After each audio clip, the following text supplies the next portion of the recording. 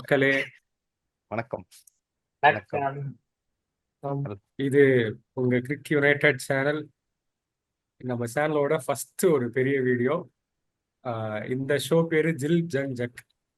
பேருக்கு ஏற்ற மாதிரி வந்து பிளேயர்ஸை வச்சு ஒரு நார்மல் ரிவ்யூ இல்லாம கொஞ்சம் என்கேஜிங்காக கொண்டு போகலான்னு சொல்லிட்டு ஒரு சின்ன முயற்சி.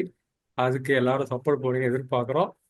ஓகே, எல்லாருக்கும் முதல்ல வணக்கம். டிராவிட நேசர், நம்ம வணக்கம். ஹெச்பிடி, வணக்கம். நம்ம கீகா இருக்காப்புல. வணக்கம் வணக்கம் வணக்கம் வணக்கம் வணக்கம் வணக்கம் வணக்கம் வணக்கம் வணக்கம் வணக்கம் வணக்கம் வணக்கம்.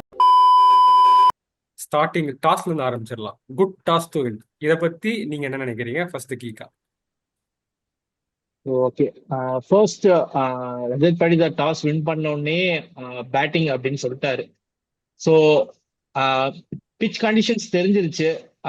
பிச் வந்து பேட்டிங்க்கு சாதகமாக தான் இருக்க போகுது, சேசிங் ஈஸியாக பண்ணிடலாம் அப்படிங்கிறது தெரிஞ்சிருச்சு. அண்ட் அவுட்ஃபீல்டும் கொஞ்சம் நல்லா ஃபாஸ்ட் அவுட்ஃபீல்டாகவே இருந்துச்சு. ஸோ ஒரு குட் டாஸ் டு வின் அப்படிங்கிற மாதிரி தான் இருந்துச்சு. ஸோ அந்த டாஸ் வின் அப்படிங்கிறது ஃபர்ஸ்ட் 6 ஓவர் 60 அப்படிங்கும்போது, ஆனா நெக்ஸ்ட் 4 ஓவர்ஸ் 10 ஓவர்ஸ்ல 100 அப்படிங்கும் போது கொல்கத்தா ஒரு 200 பிளஸ் அடிப்பாங்க அப்படின்னு எல்லாமே எக்ஸ்பெக்ட் பண்ணாங்க. பட் பவுலிங்ல நல்லா கண்ட்ரோல் பண்ணாங்க. சேசிங் இந்த கண்டிஷன்ஸ்ல வந்து போன வருஷமே பார்த்தோம், சேசிங் வந்து ரொம்ப ஈஸியா இருந்துச்சு. ஸோ டாஸ் வின் பண்ண உடனே ஒரு நல்ல டிசிஷன் எடுத்திருக்காரு. அண்ட் அதுக்கு தகுந்த ஒரு ரிசல்ட்டும் கிடைச்சிருக்கு. ஓகே, அடுத்து நம்ம எஸ்பிடி என்ன நினைக்கிறீங்க இதை பத்தி? டாஸ் வந்து ஐடியலா டாஸ் ஜெயிச்ச உடனே கன்ஃபார்ம் சேசிங் தான் தெரியும். ஏன்னா ஈடன் கார்டன் ட்ரெண்டே வந்து ஃபுல்லா சேசிங் தான். அது வந்து கேகேஆரோட ஸ்டார்ட்டை பார்த்த உடனே ஓகே, பெரிய லாங் போக போகுது, ஒரு 200 220 அந்த மாதிரி தான் அவங்களும் பிளாட்ஃபார்ம் செட் பண்ணாங்க. பட் ஆனா ஆர்சிபி பவுலிங் இந்த முறை வந்து குர்னால் பாண்டியா ஒரு பெரிய கீ ரோலா இருப்பாரு. ஏன்னா எல்எஸ்சிக்கும் அவர் ஒரு பெரிய மேஜர் ஃபேக்டரா இருந்தாரு எல்எஸ்சியோட இதுலயும். இதுல வந்து அவர் சீனியர் ரோலா வேற எடுத்து அவர் செய்வார். ஸ்பின் டிபார்ட்மெண்ட்ல குர்னால் பாண்டியா ஒரு சீனியர் ரோலா எடுத்து செய்வார். இன்னைக்கே அதை நம்ம பார்த்தோம். நம்ம அந்த செக் பண்ண இதுல மிடில் ஓவர்ஸ் ஃபுல்லா விக்கெட் அப்படியே கம்ப்ளீட்டா கொலாப்ஸ் ஆகி அப்படியே ஒரு ரெஸ்ட்ரிக்ட் பண்ணாங்க. ஆர்சிபி இந்த மாதிரி பவுலிங் யூனிட் ஒரு நல்ல டிட்டர்மைண்டா இருக்குது. நம்ம அடுத்து இந்த போலிங் பேட்டிங் மெயினா குருல் பாண்டியா பத்தி வரலாம். ஃபர்ஸ்ட் டேவிட் நேசன் டாஸ் பத்தி. நான் என்ன எதிர்பார்த்தேன்னா, ஆர்சிபி பேட்டிங் எடுப்பாங்கன்னு எதிர்பார்த்தேன். ரொம்ப கேவலமான ஒரு கெஸ் தான் இருந்தாலும் நான் அவனுக்கு எடுப்பாங்கன்னு எதிர்பார்த்தேன். ஏன்னா சரி, அவங்க ரொம்ப டார்கெட் செட் பண்ணிட்டு டிஃபெண்ட் பண்ண ட்ரை பண்ணுவாங்கன்னு நினைச்சேன். எனக்கு இன்னொரு ஷாக்கா இருந்தது, ஸ்குவாட்ல புவனேஸ்வர் குமார் இல்லாதது. என்ன ஆச்சுன்னு தெரியல, அவருக்கு எதனா ஃபிட்டா இல்லையா என்னன்னு தெரியல. அதே மாதிரி ஃபர்ஸ்ட் அந்த 6 ஓவர்ல பாக்குறப்ப நானும் என்ன நினைச்சேன், கேகேஆர் ரகானே பார்த்து பரவாயில்லையே ஃபார்மை கண்டினியூ பண்றாரு அப்படின்னு நினைச்சேன். ஆனா கடைசியா அதுக்கப்புறம் அப்படியே விக்கெட் டக்கு டக்கு டக்குன்னு வந்துச்சு. குணால் பாண்டியா 3 விக்கெட் எடுப்பாருன்னு எதிர்பார்க்கல ஃபர்ஸ்ட். ஷோக்கான டைட்டில் ஜில் ஜங் ஜக். இதுக்கான இதுக்கு போயிடுவோம். முதல்ல இது முழுக்க முழுக்க பிளேயர்ஸை பத்தி இருக்க போது 3 பிளேயர்ஸ். நீங்க ஜில்லுன்றது வந்து பெஸ்ட், ஜங் ஆவரேஜ், ஜக் வந்து வேஸ்ட் ஆர் ஓகே இந்த மேட்ச்ல சரியா பண்ணல அப்படின்றத பொறுத்து. ஸோ நீங்க இந்த 3 பிளேயர்ஸ் யாருக்கும் நினைக்கிறீங்க ஏன் அப்படின்றத மட்டும் ஸ்பீட் அண்ட் ஷார்ட்டா. ஓகே, ஃபர்ஸ்ட் கீகா. ஓகே, நான் ஃபர்ஸ்ட் பிளேயர் சொல்லிடுறேன் யாரு ஜில் ஜங் அண்ட் ஜக்குன்னு. ஃபர்ஸ்ட் என்னுடைய ஜில் வந்து குருணால் பாண்டியா. ஏன் அப்படின்னா கேம் சேஞ்சர் பிளேயரா இருந்தார். நான் ஃபர்ஸ்ட் சொல்லிடுறேன், பிளேயர் சொல்லிடுறேன் ஆர்டரா. என்னுடைய ஜக் பிளேயர் வந்து ஆவரேஜ் பிளேயர் அப்படின்னு பார்த்தா வருண் சக்கரவர்த்தி. அண்ட் சாரி, ஜில் ஜங் பிளேயர் வருண் சக்கரவர்த்தி அண்ட் ஜக் வந்து ஆண்ட்ரி ரசல். ஸோ ஃபர்ஸ்ட் நான் ஜில் இருந்து ஆரம்பிச்சிடறேன். ஏன் குருணால் பாண்டியா அப்படின்னா, டிராவிட் ப்ரோ சொன்ன மாதிரி தான், எக்ஸ்பெக்டே பண்ண 3 விக்கெட் எடுப்பாரு அப்படின்னு. ஆனா இந்த கண்டிஷன்ஸ் ஸ்பின்னர்ஸ்க்கான கண்டிஷன்ஸே கிடையாது. ஸ்பின்னர்ஸ் எல்லாருமே போட்ட எல்லா ஸ்பின்னர்ஸுமே அடி வாங்கினாங்க. செகண்ட் இன்னிங்ஸ்லயும் பார்த்துட்டா வருண் சக்கரவர்த்தியே ஃபர்ஸ்ட் ஒரு 20 odd ரன்ஸ் பக்கம் கொடுத்தாரு. அண்ட் சுனில் நரேனையும் லாஸ்ட்ல ஓரளவுக்கு அடிச்சுட்டாங்க. ஸோ அப்படி பார்க்கும்போது ஃபர்ஸ்ட் இன்னிங்ஸ்லயும் ஆர்சிபியில போட்ட ஸ்பின்னர்ஸும் லைட்டா அடி வாங்கினாங்க. ஸோ அப்படி பார்க்கும்போது குருணால் பாண்டியா வந்து அவருடைய ஆயுதம் அப்படின்னு பாத்தீங்கன்னா ஸ்பின் போடுற மாதிரியே இருக்கும். ஆனா லைட்டா ஃபாஸ்ட் பவுலிங் போட்டு விட்டுருவாரு. 112 115 அப்படிங்கிற மாதிரி போட்டு விட்டுருவாரு. சோ அப்படி பார்க்கும்போது நீங்க அவருடைய அதே மாதிரி ஒரு பவுன்சர் வேற போட்டாரு. பாவம் ஹெல்மெட் கேட்டாப்பல வெங்கடேஷ்.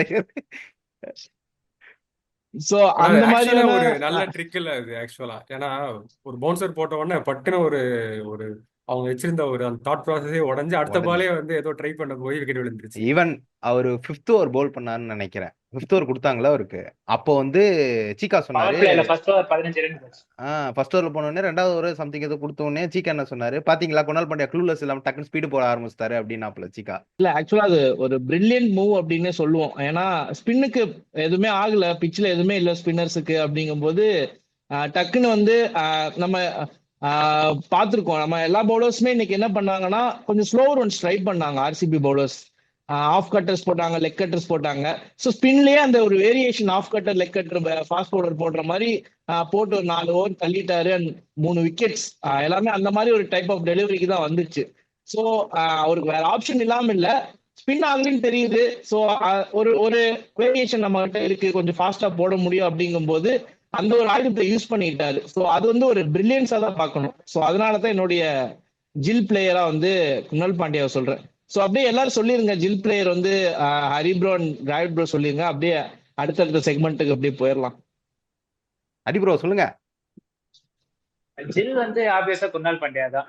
ஏன்னா இந்த மாதிரி ஒரு பிச்சில் வெறும் எல்லா ஸ்பின்னரும் அடி வாங்கும் போது குணால் பாண்டியா மட்டும் தனியா நின்று அந்த ஒரு எக்கனாமி 7.25 எக்கனாமில பவுலிங் போட்டு 3 விக்கெட் எடுக்கிறதுன்றது பெரிய விஷயம். கன்ஃபார்ம் ஜில் வந்து குணால் பாண்டியா. ஜக் வந்து எனக்கு ஒரு ஆவரேஜ் பிளேயரா பார்த்தது வந்து நான் வந்து வருண் சக்கரவர்த்தி தான் சொல்லுவேன் நான்.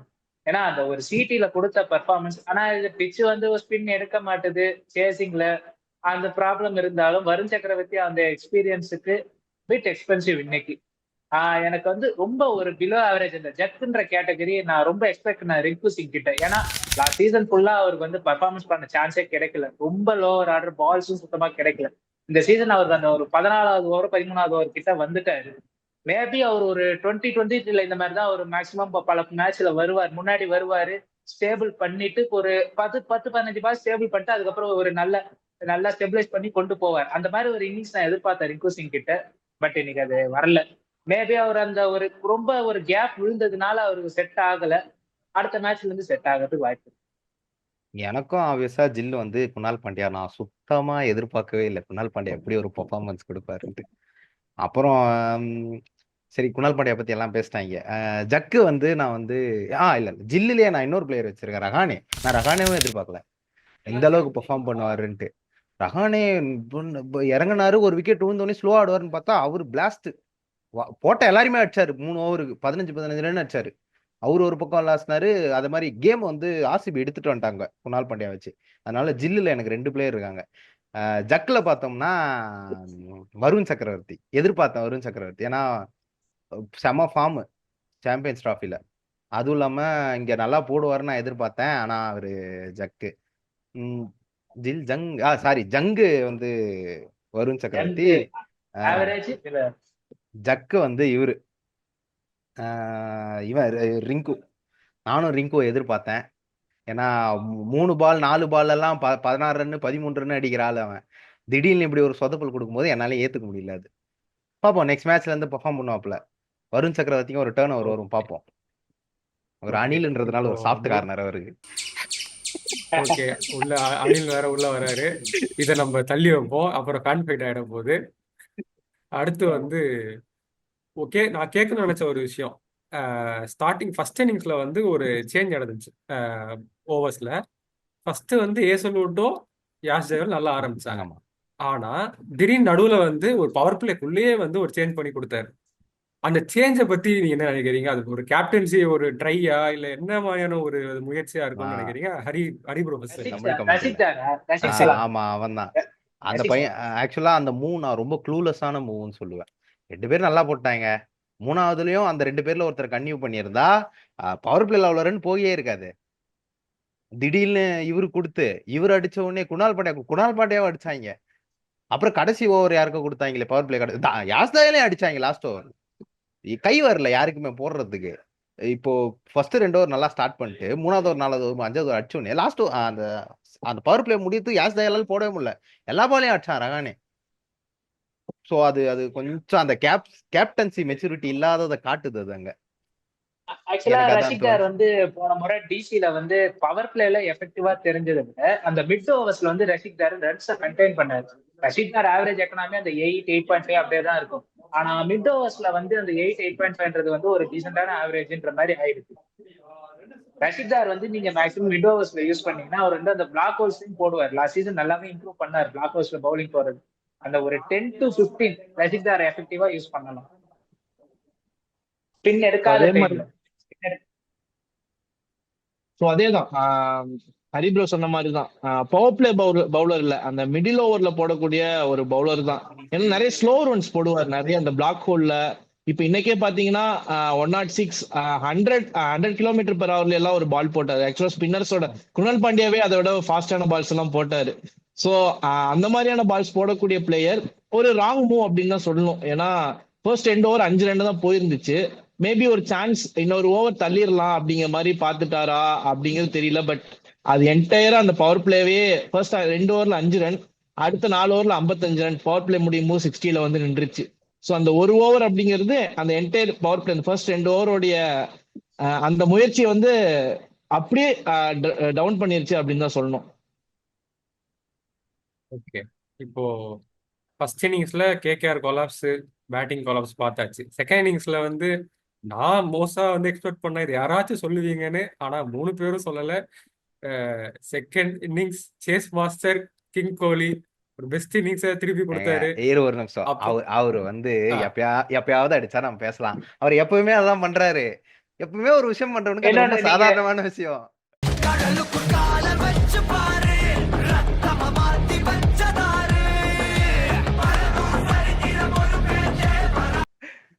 இன்னொன்னு கேகேஆர் கூட ரீசன்ட் ஃபார்மும் வந்து நல்லாவே இருக்குது கோலிக்கு. ஏன்னா கண்டினியூஸா இந்த மாதிரி பெரிய பெரிய ஸ்கோர்ஸ் அடிச்சுன்னு இருக்கிறாரு விராட் கோலி அகைன்ஸ்ட் கேகேஆர். அதுவும் இந்த கிரவுண்ட்ல பர்டிகுலர் கிரவுண்ட் ஈடன் கார்டன்ஸ்ல ஒரு நல்ல ஃபேவரட்டான கிரவுண்ட் தான் அவர். இப்ப வேற அப்புறம் 1000 ரன் மார்க் அச்சீவ் பண்ணியிருக்காரு விராட் கோலி. வந்து ஃபர்ஸ்ட் பிளேயர் 4 டிஃப்ரெண்ட் டீம்ஸ் அகைன்ஸ்டா 1000 அடிச்சிருக்காரு. செகண்ட் பெஸ்ட் மேபி ரோஹித் சர்மான்னு நினைக்கிறேன். ரோஹித் சர்மா ஷிகர் தவன் சரியா தெரியல ஸ்டாட்டிஸ்டிக்கலி. இன்னொன்னு வந்து சால்ட் வருண் சக்கரவர்த்தி அடிச்சதே நான் எதிர்பார்க்கல. செம்மடி அடிச்சாப்புல. பாவம்னு பரவாயில்ல, அடிக்கட்டும். அப்பதான் கத்துப்பாரு அவரு. ஆக்சுவலா இல்ல அந்த பிச்சு வந்து ஸ்பின்னர்ஸுக்கு எதுவுமே இல்ல. ஆக்சுவலா அந்த பால் நல்லா ஸ்பின் ஆயிருச்சு அப்படின்னா வேற லெவல். வருண் சக்கரவர்த்தி இந்த பிச்சில் வேற மாதிரி. ஸோ சால்ட் மாதிரியான ஒரு பிளேயர் வந்து அடிச்சிருக்காரு ஓகே, பட் ஸ்பின் ஆகல அப்படின்னு தான் சொல்லணும். பிச்சில் எதுவுமே இல்லை அப்படின்னு தான் சொல்லணும். அதுதான் எனக்கு இதுல புரியல. இன்னொரு ஸ்டாண்டர்ட் பெர்ஃபார்மன்ஸ் சொல்லுங்க. ஸ்டில் கிங் இன்னொரு ஆக்சுவலா ஸ்டாண்டர்ட் வந்து பெர்ஃபார்மன்ஸ் யாரும் நோட்டீஸ் பண்ணல. இந்த பிச்சில் மத்த ஸ்பின்னர் அடி வாங்கினாலும் கேகேஆர்ல எப்பயும் போல சுனில் நரேன் 4 ஓவருக்கு 26 அதான் ரன். அவரும் அதை பத்தி தான் ஒரு கேட்க விராட் கோலி வந்தேன். மாதிரி தான் அவர் என்ன நடந்தாலும் அவர் ஒரு பக்கம் அவர் வேலையை பார்த்துட்டு இருப்பாரு.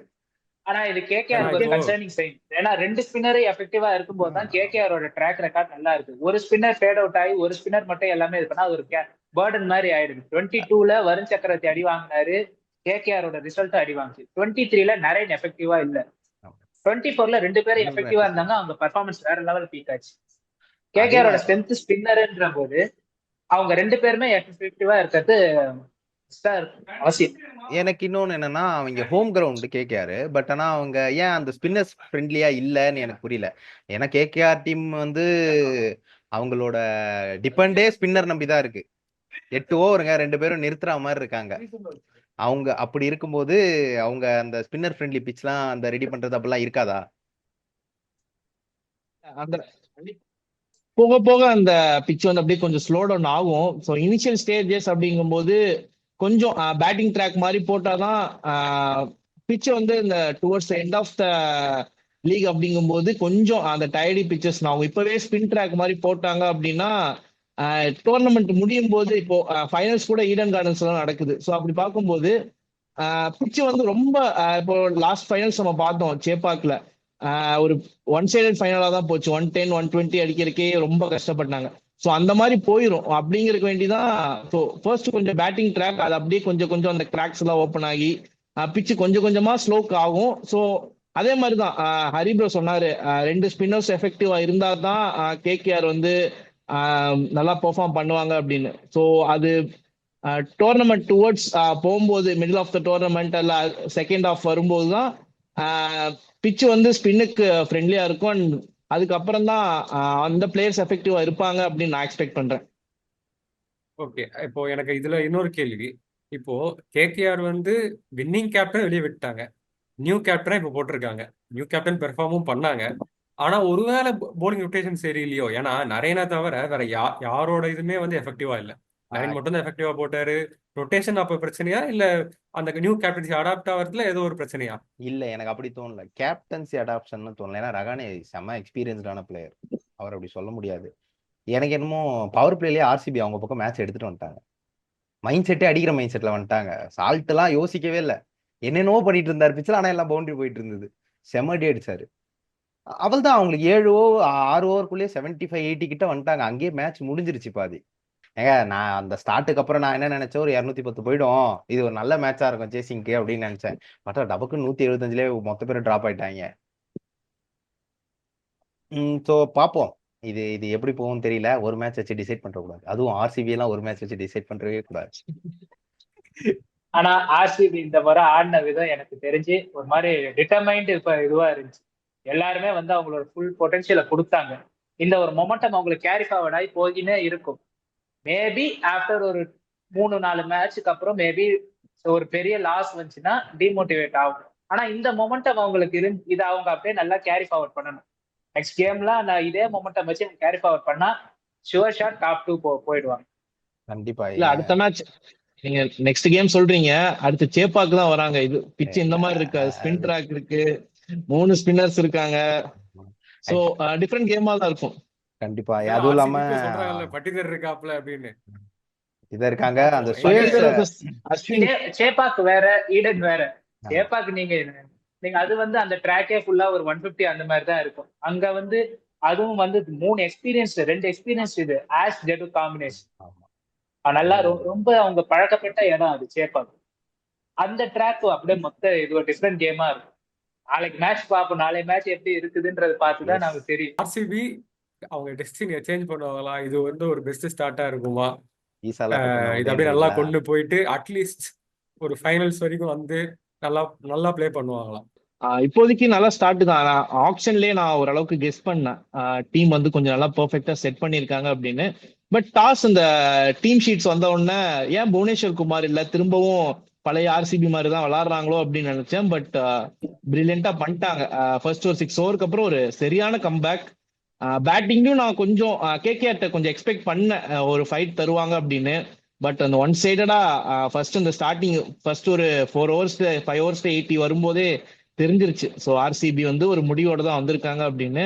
ஸோ கண்டிப்பா பிளே ஆஃப் போறதுக்கான வாய்ப்பு இருக்கு. அதாவது இதே மாதிரி கண்டினியூ பண்ணாங்கன்னா, டிராவிட் ப்ரோ சொன்னாரு ஒரு மேட்ச் வச்சு ஆர்சிபியை முடிவு பண்ண முடியாது அப்படின்னு. ஸோ த்ரூ அவுட் ஐபிஎல்ஸ் இப்படிதான் ஆடி இருக்காங்க. ஸோ பார்ப்போம். எனக்கு தெரிஞ்சு இந்த மைண்ட் செட்டோட இந்த பிளானோட போனாங்க அப்படின்னா பிளே ஆஃப் போறதுக்கான வாய்ப்பு இருக்கு. புவி ஆக்சுவலா வந்து ஃபிட்னஸ் கிளியரன்ஸ் இல்லைன்ட்டு தான் ஆடலன்ற மாதிரி சொல்லிட்டு இருந்தாங்க. ஸோ புவியும் இங்க வந்துட்டாங்கன்னா இன்னும் ஒரு பெரிய அட்வான்டேஜா ஆர்சிபிக்கு அமையும். ஆக்சுவலா நம்ம ஹேசல்வுட்டை பத்தி பேசவே இல்லை. அவரும் ஒரு எக்ஸ்பேக்டர் பிளேயர் தான் இன்னைக்கு. ஆமா, அது என்னமோ உண்மைதான். அசல்வுட் எனக்கு தெரிஞ்ச அப்கமிங் மேட்ச்ல அசல்வுட் கிட்ட இருந்து பெர்ஃபார்மன்ஸ் நிறைய இருக்கும்னு எதிர்பார்க்கறேன். அவர் ஆர்சிபிக்கே அவர் வந்து 22-23 சீசன் நல்லாவே போட்டது. மெயின் பவுலராகவே இருந்தார். அதனாலதான் ஆர்சிபி அந்த ட்ரஸ்ட் பண்ணி அவர் திருப்பி ஏசல்வுட்டுக்கு போனது. உண்மைதான். எனக்கு தெரிஞ்சு புவனேஸ்வர் குமார் திரும்பி வந்துட்டா புவனேஸ்வர் குமார் ஆசல்வுட்னு வந்துட்டாங்களே, எனக்கு தெரிஞ்சு பவர் பிளே ரொம்ப நல்லா, அவங்க ரொம்ப நல்லா போடுவாங்கன்னு தோணுது. ஏன்னா புவனேஸ்வர் குமாரும் ஓப்பனிங் ஸ்டார்ட் பண்றவர் ஃபர்ஸ்ட் ஓவர். ஸோ ஆர்சிபி இந்த தடவை கொஞ்சம் பலமா தான் இருக்காங்க. பேட்டிங் சைட்லயும் சரி, அந்த வெரைட்டி இருக்குது. புவனேஷ்குமார் வந்துட்டாருன்னா அந்த ஒரு வெரைட்டி, இந்தியன் பவுலிங் வெரைட்டி வந்துடும். 3 பவுலிங் மிட்ல வந்து ரஷித் சலாம் போடுவாரு. யார்த்தையால் ரஷித் சலாம் வச்சு கூட அவங்க இது பண்ணிக்கலாம். இந்த மேட்ச்ல அது மாதிரி அவங்களுக்கு ஒரு மெயின் பேஸ் பவுலர் இல்ல. உடனே குணால் பாண்டியா மெயின் பேஸ் பவுலர்ன்றாதீங்க. ஒரு மெயின் இந்தியன் பவுலர் கிடையாது. 97 கிலோமீட்டர். இத்துடன் இந்த வீடியோ முடித்துக் கொள்ளலாம். இதோட CSK versus MI El Clasico நடக்க போகுது. அங்க நம்ம டிராவிட் வந்து போறாருன்றதுதான் வந்து இங்க ஒரு முக்கியமான செய்தியை சொல்லிட்டு இருந்தாரு. நம்மளுக்கு வந்து கண்டென்ட் வந்து எடுத்து கொடுக்கிறதுக்காகவே டிராவிட் போறாரு. ஆமா, டிக்கெட் எடுத்ததுக்கே ஒரு அப்ரிசியேஷன். டிக்கெட் எனக்கு எடுத்து கொடுத்தவருக்கு நான் இங்க ஒரு அப்ரிசியேஷன் சொல்லி இருக்கிறேன். அவ்வளவுதான். அவர் யாருக்கோ எடுத்தாரு. அதான் இந்த வீடியோ மூலமா எல்லாருக்கும் சொல்ல வேண்டியது என்னன்னா, டிக்கெட் ஸ்கேம் பெருசா நடக்குது. அதுல ஏமாந்துறாதீங்க யாரும். ஆமாங்க. இன்னும் இந்த 10,000 அதுவும் கொடுத்து கூட போக ரெடியா இருக்காங்க மக்கள். அப்படிலாம் போவாதீங்க. நீங்களே போவாதீங்க. பார்த்து எடுத்து பத்திரமா போயிட்டு வாங்க. இல்ல இன்னும் 6 மேட்ச் இருக்கு சேப்பாக்ல. காலையில உட்காந்து பட்டைய போட்டு கம்ப்யூட்டர் முன்னாடி உட்காந்து டிக்கெட் கூட புக் பண்ணி போங்க ஒரு மேட்சுக்கு, தவிர பிளாக்ல வாங்காதீங்க. ஓகே, இன்னொரு விஷயம், இன்னும் 10 நிமிஷத்துல ரெக்கார்டிங் முடியுது.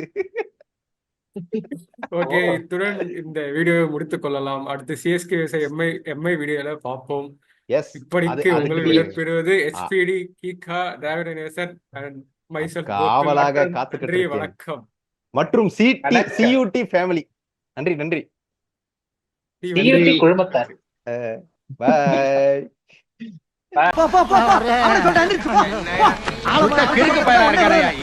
பஞ்சாயத்து கூட போடுறது வீடு போய் சோத்த போய் குழம்பு வச்சு சாப்பிடுங்க வேலை வைக்க பாருங்க